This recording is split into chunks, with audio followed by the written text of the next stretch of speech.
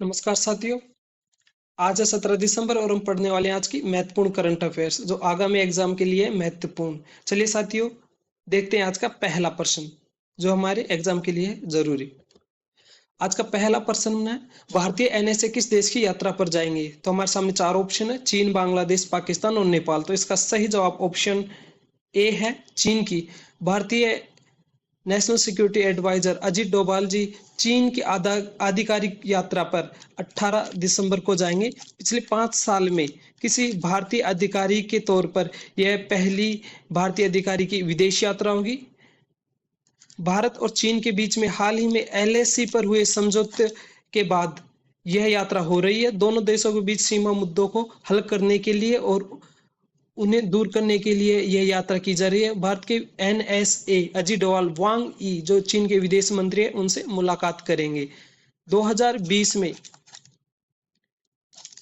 अप्रैल 2020 में भारत और चीन की सीमाएं जहां पर गश्त करती थी, एलएसी के समझौते के बाद दोनों देश की सीमाएं फिर से वहीं पे गश्त कर रही है, मतलब पेट्रोलिंग कर रही हैं। तो ये भारत के लिए एक अच्छा पॉइंट है और इसी मामले को अब तनाव को दूर करने के लिए भारत के विदेश मंत्री चीन की यात्रा भारत के एनएसए चीन की यात्रा पर जा रहे हैं। अब देखते हैं साथियों अगला प्रश्न है, उस्ताद जाकिर हुसैन का निधन हो गया है, वे निम्नलिखित में से किसके लिए प्रसिद्ध थे? तो इसमें हमारे सामने चार ऑप्शन है, ए शहनाई, बी बांसुरी, सी भोपा और डी तबला। तो इसका सही जवाब है तबला। उस्ताद जाकिर हुसैन का हाल ही में निधन हो गया है, तो ये तबले के लिए प्रसिद्ध थे, तबला बजाने के लिए।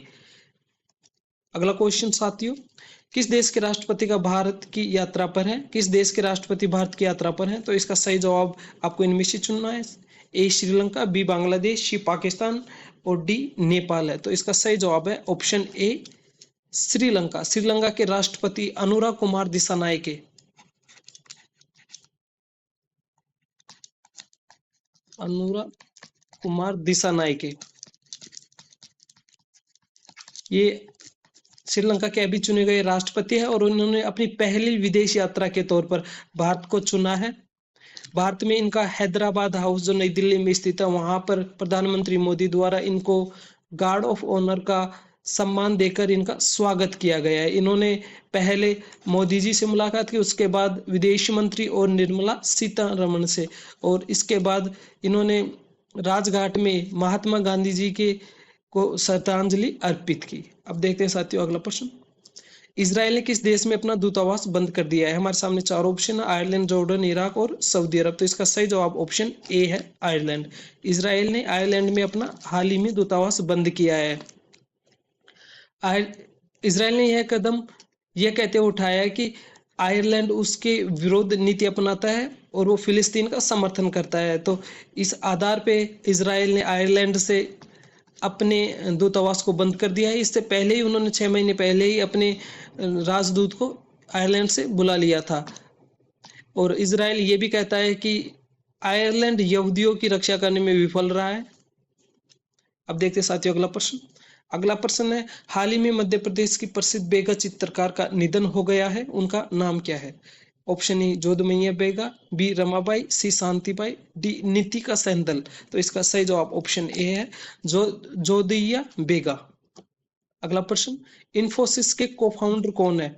हमारे सामने चार ऑप्शन है, नारायण मूर्ति, सत्य नडेला, सुंदर पिचई और बिल गेट्स। तो इसका सही जवाब है ऑप्शन ए नारायण मूर्ति। नारायण मूर्ति ने हाल ही में एक बयान दिया है, इसमें उन्होंने युवाओं से 10 घंटे काम करने की अपील की है। उन्होंने कहा है कि युवाओं को 10 घंटे काम करना चाहिए। इससे पहले भी वो ये बयान दे चुके हैं कि युवाओं को 10 घंटे तक काम करना चाहिए प्रतिदिन। अगला क्वेश्चन साथियों, गूगल इंडिया की नई कंट्री मैनेजर और वाइस प्रेसिडेंट के रूप में किसे नियुक्त किया गया है?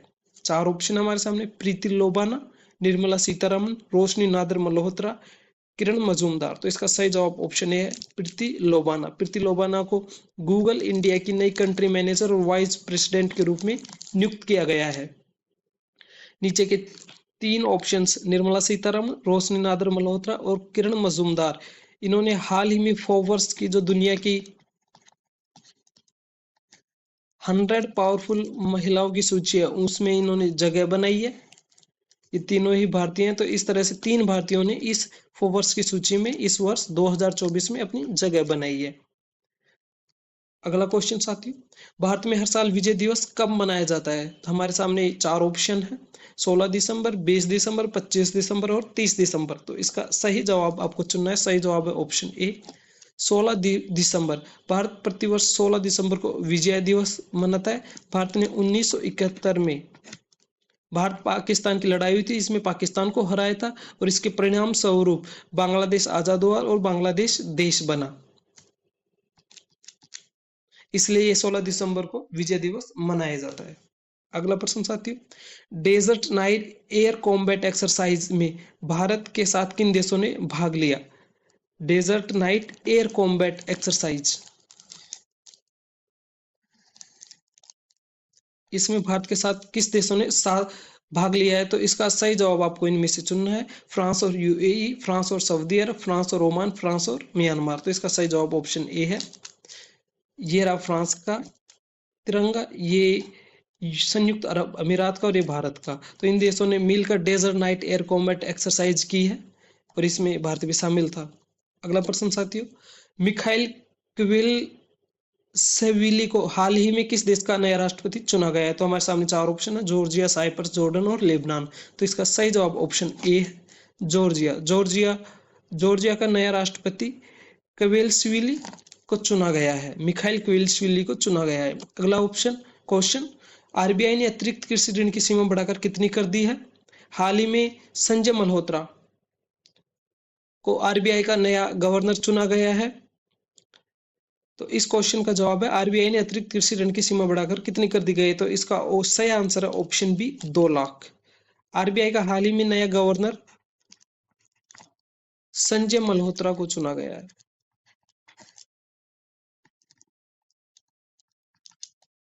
मल्होत्रा 26वां गवर्नर, इन्होंने शक्तिकांत दास की जगह ली है। अगला क्वेश्चन साथियों, हर साल सरदार वल्लभ भाई पटेल की पुण्यतिथि कब मनाई जाती है?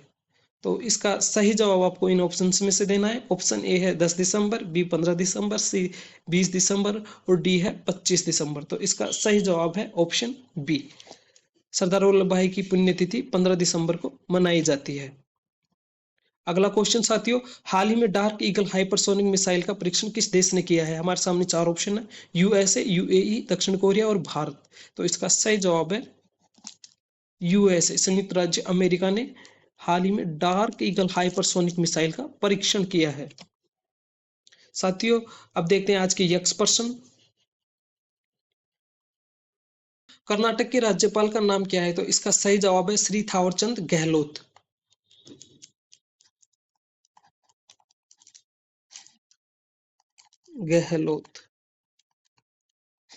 अगला क्वेश्चन, केरल के राज्यपाल का नाम क्या है? तो इसका सही जवाब है आरिफ मोहम्मद खान।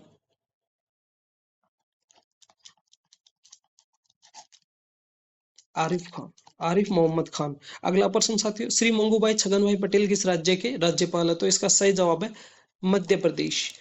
श्री मंगूभाई छगन भाई पटेल मध्य प्रदेश के राज्यपाल है। अगला क्वेश्चन, श्री सीपी राधाकृष्णन किस राज्य के राज्यपाल हैं? श्री सीपी राधाकृष्णन किस राज्य के राज्यपाल हैं? तो इसका सही जवाब है महाराष्ट्र। महाराष्ट्र के ये राज्यपाल हैं, श्री सीपी राधाकृष्णन। अगला क्वेश्चन साथियों, मणिपुर के राज्यपाल का नाम क्या है? मणिपुर के राज्यपाल का नाम क्या है? इसका जवाब है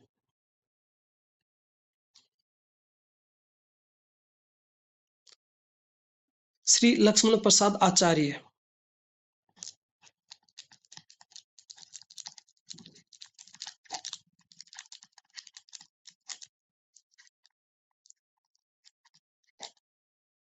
श्री लक्ष्मण प्रसाद आचार्य मणिपुर के राज्यपाल हैं। अब देखते हैं साथियों आज के यक्स प्रश्न, जिनका जवाब आपको कमेंट बॉक्स में देना है और जो सही जवाब देगा उनका नाम अगली क्लास में लिया जाएगा और इनके जवाब भी अगली क्लास में बताए जाएंगे। तो देखते हैं पहला प्रश्न, वाणिज्य एवं उद्योग मंत्री कौन है? बी। दूसरा प्रश्न, सूक्ष्म लघु एवं मध्यम उद्यम मंत्री कौन है? तीसरा प्रश्न, पंचायती राज मंत्री कौन है? चौथा प्रश्न, पशुपालन, डेयरी और मत्स्य पालन मंत्री कौन है? और पांचवा प्रश्न है, पतन, पोत, परिवहन और जलमार्ग मंत्री कौन है? तो इनके जवाब आपको कमेंट बॉक्स में देने हैं। साथियों, ये क्लास हमारी यहीं तक थी। करंट अफेयर्स से जुड़े रहने के लिए हमारे चैनल को सब्सक्राइब कर लें और अपनी आगामी एग्जाम की तैयारी के लिए हमसे जुड़े रहिए। अब मिलते हैं साथियों अगली क्लास में, अगली वीडियो के साथ में। जय हिंद साथियों।